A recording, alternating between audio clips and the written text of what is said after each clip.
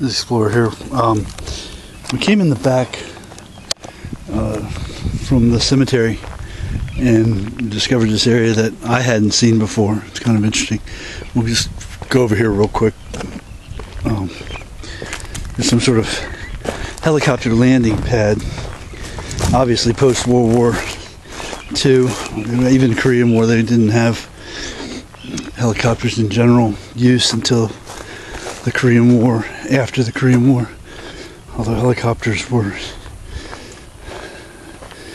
around during World War II, they almost never used them. They didn't use them in combat or evacs or anything like that. But anyway, this is a very interesting site. This whole area, you can see the lighthouse off in the distance. Right through there is the other end of the beach, I'm sorry, the cemetery, and then beyond that is the beach. You can see this little weather vane thing sticking up there.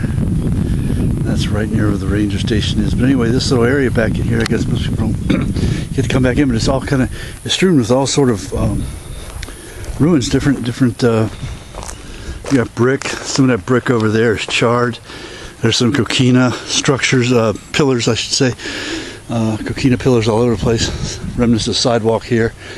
So clearly, this was at one point a helicopter landing site. Here's some really neat big old honker piece of metal. One that had something to do with rails. So you're dealing with an area here when you deal with Egmont Key that had interred Seminole Indians during the Seminole Indian Wars. The third one, I believe, possibly the second one.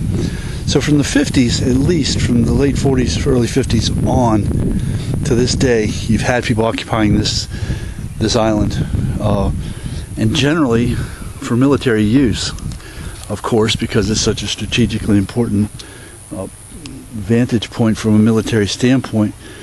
As we know from previous research, during the Spanish-American War, they were concerned that some of the enemies would come up through the Tampa Bay Channel and attack us, which is, of course, why they built Fort DeSoto. And this is the sister fort over here, and they couldn't get through the channel without falling under these guns. It was, for all intents and purposes, impregnable, although it never got tested. But this is another area that came back. This is the later area than the Spanish-American War. You can see from the concrete construction we saw from the helicopter pad.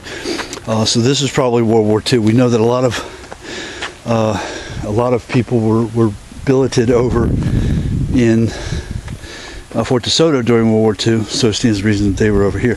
This is another thing that I found that is just really, I thought, fascinating. Just totally wild. I mean, this is a track off of a half track. I mean, it's not big enough to be a tank unless it was a seriously small tank, but it's the back end of a deuce and a quarter. That's what I'm thinking.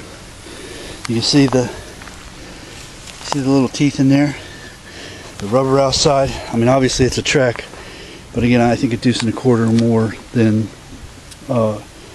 anything else is likely what it was from. So, starting to get some clouds. I hope we're not going to get rained on. I don't know. I like the looks of that one. Start heading for one of the forts. We start getting rain. Anyway, for now, we're going to continue on our exploration, which is incredible.